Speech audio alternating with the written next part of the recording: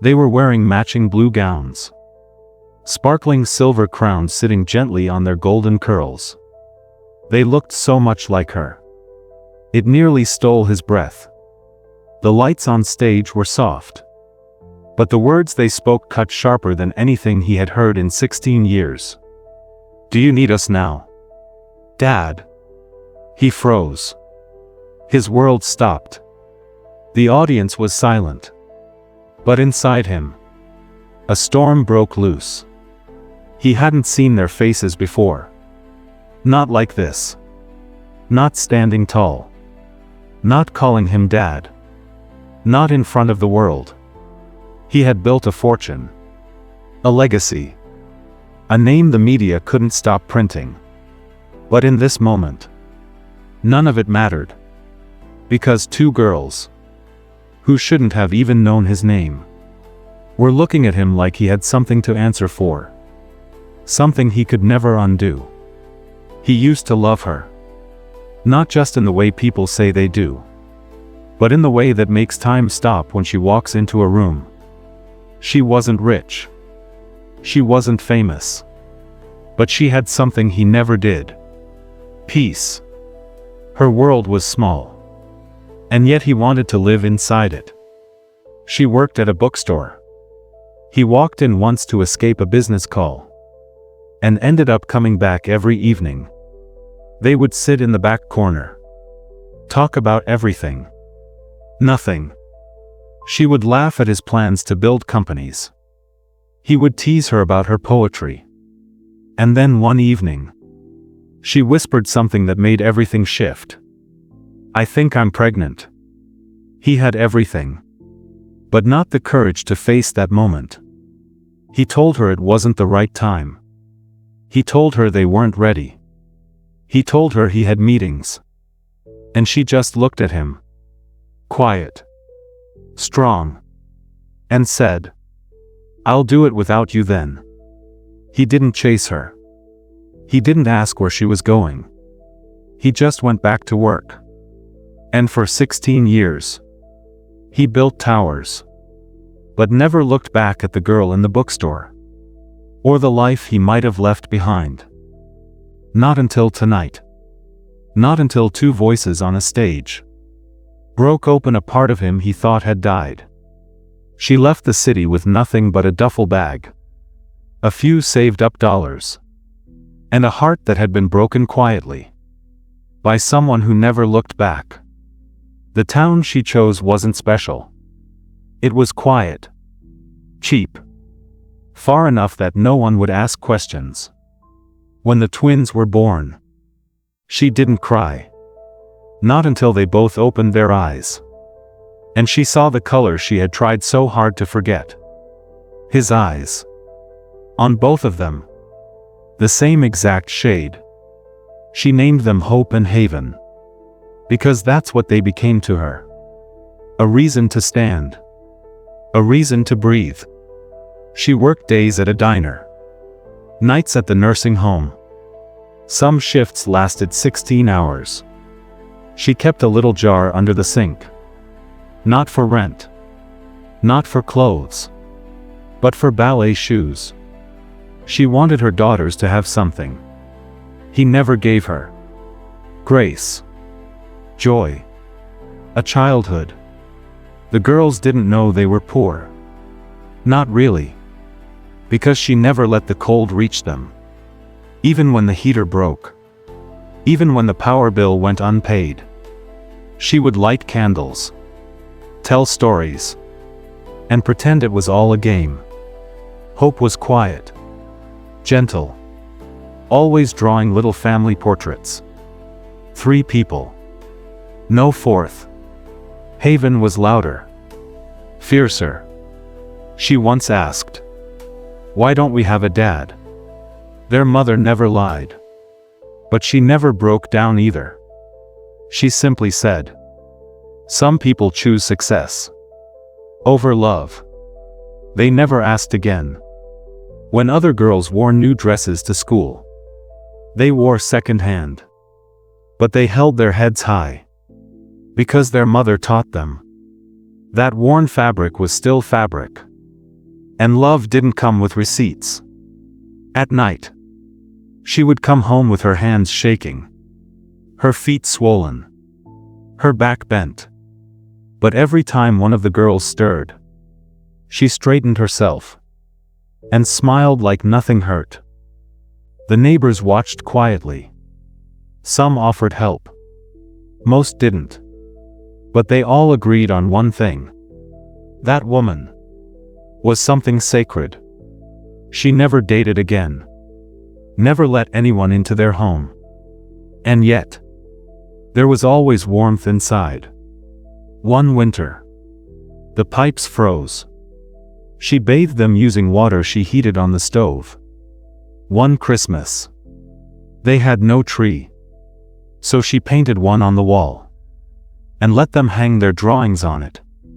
Hope once wrote in her diary, "Mom makes empty things feel full."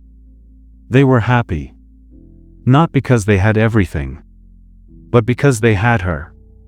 Until the day she didn't wake up. Hope found her first. Haven called the ambulance. But they both knew. She had given too much. For too long. And her heart had finally stopped. She was only 37. The house fell silent for weeks. No laughter. No candles. Just shadows and dust. The girls didn't have any family to call. No one stepped forward. No one came looking. And that's when Hope found the envelope. It was in the back of their mother's bookshelf. Labeled with one word. Forgive. Inside it was a photograph. Of a man in a suit. A name. And a phone number that still worked. Hope wanted to call. Haven wanted to burn it. So they did neither. They just stared at it. For days. Until they realized. There was one thing their mother had never done. Never shown them how to ask for help. But maybe she left that envelope. So they could. They didn't speak much that first month. Hope barely ate. Haven barely sat still. Grief looks different when you're 16. It doesn't always come in tears. Sometimes it comes in silence. Sometimes in rage. And sometimes in the quiet decision to become something more. They sold what little furniture they had, packed their mother's dresses carefully, and moved into a shelter 2 towns away. It wasn't safe, but it was better than staying in a house that still smelled like her. The counselor at the shelter noticed them immediately. 2 girls. Same face. Different fire. She got them enrolled in a nearby school. They both picked art and theater. Not because they wanted fame, but because it was the only place they could speak without having to explain themselves. Hope began writing poems. Haven began choreographing movement pieces. They never said it out loud. But everything they created was for her. They worked part-time after school. Hope in a flower shop. Haven in a bakery. Every dollar went into a jar. Just like their mother used to do. Not for bills. Not for shoes. But for one thing. A moment. A moment where the man in the envelope would have to see them. They started performing in small community centers. Free shows. Local festivals. Open mic nights. People noticed. Not just their talent, but the way they moved. Like pain lived under their skin. And they were trying to dance it out. Someone once asked, "Why don't you smile when you perform?" Hope answered, "Because we haven't finished saying what we came to say." And then, one night, the letter arrived. A national stage. Scholarship performance. 1 slot left. They applied. Together. Submitted a piece called Forgive.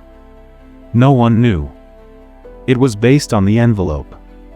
Or the man who had never come. When they got accepted, they didn't celebrate. They just looked at each other. And nodded. This was it. They used the last of their savings to buy matching outfits. Pale blue tulle skirts. Silver tops. Crowns that looked more like memory than fashion. The night before the performance, Hope sat up writing in her notebook. Haven stared at the ceiling. "Do you think he'll even come?" she whispered. Hope didn't answer. She just looked at the last page of her notebook. And closed it. The next evening, the lights dimmed. The curtain rose. And two daughters stepped into the only spotlight they had ever asked for. The audience didn't know who they were. Just two teenage girls in matching gowns. But the moment they stepped into the light, a hush fell over the room. Not the kind of silence that comes from boredom, but the kind that arrives when something sacred is about to happen. Hope held the mic. Haven stood beside her. Both facing forward. Their spines straight. Their hands still. Hope's voice was soft. But steady. This performance is not for applause. It's not for judges. It's not even for the audience. It's for someone in this room. Someone we've never met. But who gave us half of who we are. She paused. Took a breath. We don't know what he remembers. Or if he ever looked back. But we remember everything. The empty chair at school recitals. The questions we stopped asking. The way our mother used to stare at our faces. Like she was looking at someone else. Haven stepped forward. Her voice was sharper. But no less broken. We grew up watching her give. Until there was nothing left. She never hated him. She never spoke his name. But she left us something. A photograph. And a choice. Hope looked directly at the crowd. And then at him. She knew exactly where he was sitting. Even through the lights. 16 years ago. You walked away. Do you need us now? Dad. Gasps echoed across the rows. Heads turned. Some mouths opened. Some eyes filled. But the man in the third row, the one in the tailored black suit, did not move. Not at first. He stared at them. The same way a man might look at a house he once built. And then abandoned. Only to find it still standing. His hands were shaking. His eyes rimmed red. And yet, he couldn't blink. Because in those two faces, he saw something no company report. No press conference. No billion-dollar deal had ever given him. Truth. He stood slowly. Like his body wasn't sure if it deserved to rise. Like the guilt was heavier than his spine could carry. The spotlight shifted toward him. But he didn't speak. How could he? What words could match 16 years of silence? Hope lowered the mic. Haven stepped back beside her. Both stood still. Waiting. Not for him to say sorry. Not for him to cry. But just to see. To finally see. He took one step forward. Then another. Then stopped. His chest rose. Fell. Then rose again. Like something inside was breaking open for the first time. But before he could reach the stage, they turned. Walked behind the curtain. And disappeared. They hadn't come for a reunion. They hadn't come for forgiveness. They had come to be heard. And now, they were. He didn't sit back down. He couldn't. The applause around him was soft. Uncomfortable. People weren't clapping for the performance. They were clapping because they didn't know what else to do. He just stood there. A man made of suits and secrets. Frozen in a theater. Built for truth. The lights dimmed. The stage went dark. And yet, he was still staring. At nothing. At everything. She had said his name. Dad. Not sir. Not mister. Not even your name. Dad. A word that had never been earned. Never been heard in his house. Never been attached to him. Until now. And somehow, it was the heaviest title he had ever worn. Someone touched his shoulder. A stagehand. Sir. You okay? He nodded. But didn't move. Because for the first time in his life, he realized he had built his world on silence. And now, that silence had answered back. He walked out of the auditorium. Not toward his car. Not toward his assistant. But down the alley behind the theater. His chest hurt. Not physically. But like something was clawing to get out. He pulled out his phone. Opened his contact list. No Hope. No Haven. Of course there wasn't. So he opened his email. Typed the name of the competition. Scrolled through the event details. And there it was. It said, I never stopped thinking about her. I just never thought she'd survive without me. And somehow, she did more than survive. She raised warriors. He folded the letter. Placed it in an envelope. Labeled it the same way she had. Forgive. Weeks passed. He attended every student showcase. Every local performance. Sat in the back. Hoping. Waiting. Once. He saw them again. At a charity gala performance. This time. They didn't say his name. They didn't even look in his direction. But when they stepped off stage, Haven turned. For just a second. Her eyes met his. And she didn't look away. It wasn't warmth. It wasn't hate. It was something else. A pause. An open door. A wound that had stopped bleeding. But hadn't fully closed. Hope never looked. But he saw her hand slip into Haven's. And in that gesture, he saw everything he had lost. And everything that might still, one day, be found. He didn't run after them. Didn't beg. He just stood. Watching two daughters walk away.